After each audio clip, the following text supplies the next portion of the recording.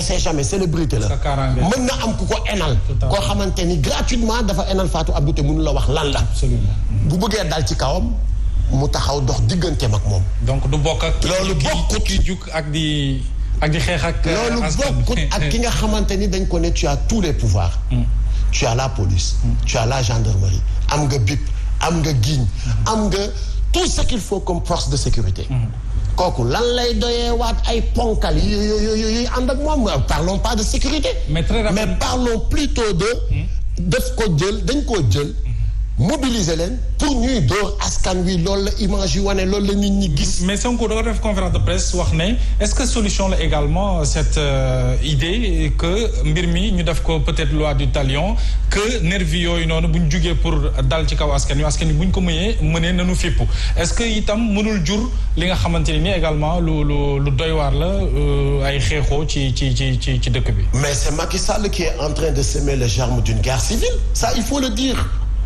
parce que aussi nit ñi duñu bàyyandiku ay nit samba booy di ñëw di dal seen kaw ñuy toog di croiser le bras. Sonko wax ko Sonko ñàkk ko wax booy xool depuis mars. je l'avais dit.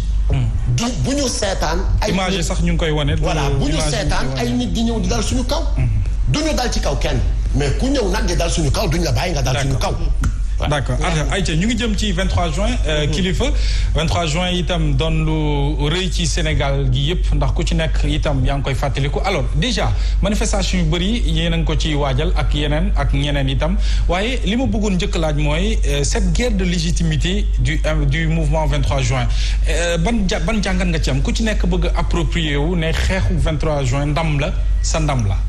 c'est vraiment manquer de respect. à ces vaillants soldats qui ont perdu la vie pendant période boobu. tey jii ku taxaw di approprier wu 23 juin. respecté wu loo ñooñu ci ñàkk seen bakkan.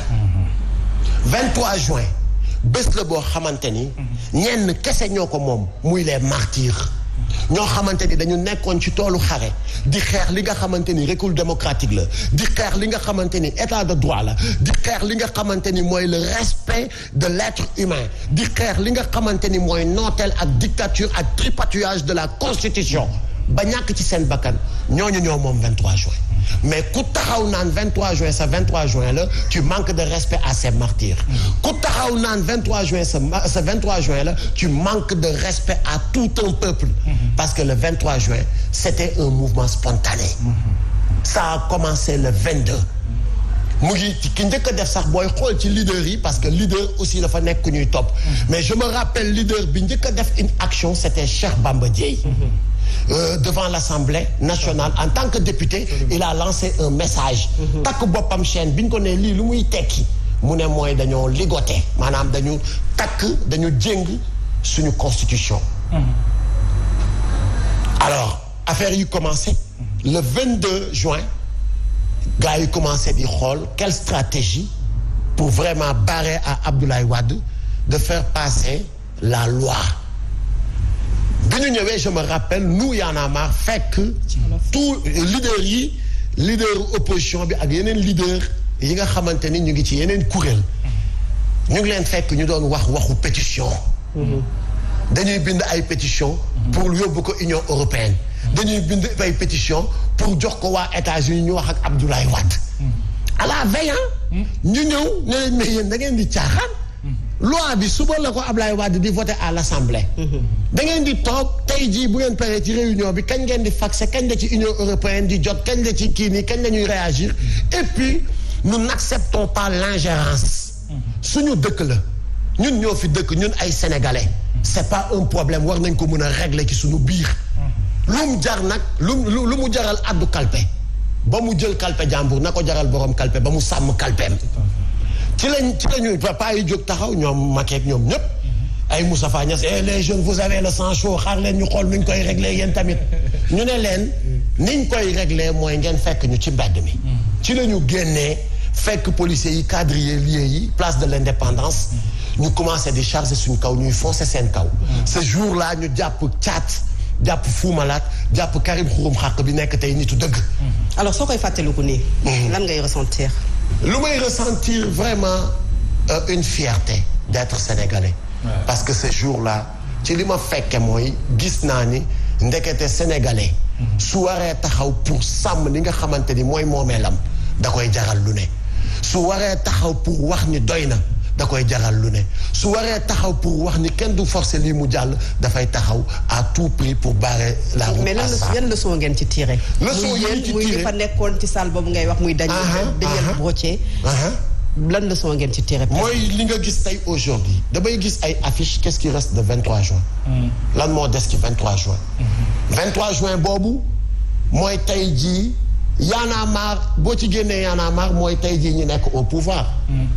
parce que après daf may permettre sax ma ñëw ci li nga xamante ni Macky Sall waxante woon na ko ak ñun.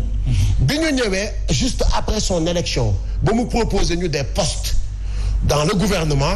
bañ ko ne loolu taxul woon ñuy xeex. yan poste la leen proposé woon. ay poste ministère. ay PCA ay directeur.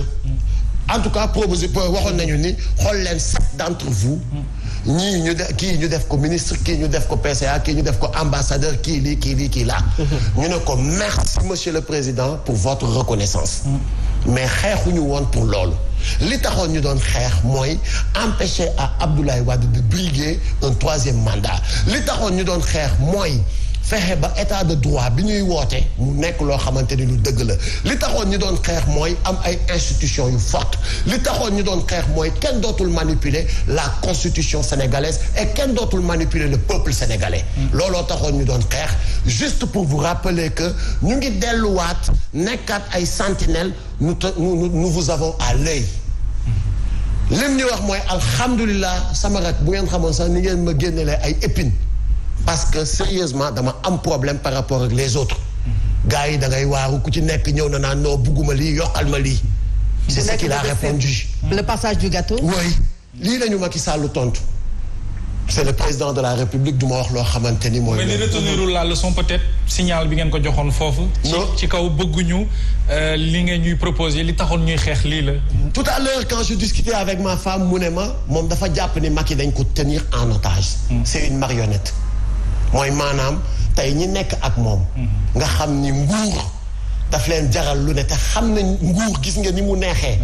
ñoom ñoo buggul perte nguur googu moo tax ñu jàpp Macky def ko benn marionnette di ko defloo yi muy def nii. mais nee na moom mënul gëm ni Macky Sall bu 2011 2012 moo taxaw tey nekkaat nii ak yenn idées yi nga xamante ni mu ngi woon ci ginnaaw ak ginnaaw. Macky Sall bi fekkee woon bi Mamadou Diop noddee ba pare. bañ julli tisbaar ba pare. auto police ñëw jaar ci kawam maara day taali ma ñàkk ci bakkanam. Macky Sall bi fekke woon ñuy dóor ay nit ba seen kanam yi di néewi. Macky Sall mi fekke woon sëñ Mansour Sy Djamil bi ko policier bi bëggee dóor liif ma daw plongé ci kawam liif bi dal ma. Macky Sall bi fekke woon loolu yëpp man mënuma gëm ni tey jii moom mooy amaat acte yi moom mooy posé waat. est-ce que xeeñaatul na delluwaat. kilifa ci dënnam. 23 juin 2011. ndax yow da nga jàpp ne mi ngi xeeñaat Sénégal. mais ak lan moo ko mën a indiwaat Sénégal. man ñu war a mën a éviter. li ko mën a éviter ay bakkan ñoo fi tuuru. effectivement li ko mën a éviter. mooy li ma wax tout à l'heure nous interpellons le président de la République qui est le gardien de la Constitution qui est le président de tous les Sénégalais du président Benno Bokk Yaakaar na Macky Sall di bàyyi xelam ci loolu. te ci ay digéem dafa ne woon la patrie avant le parti. donte doxalu ko.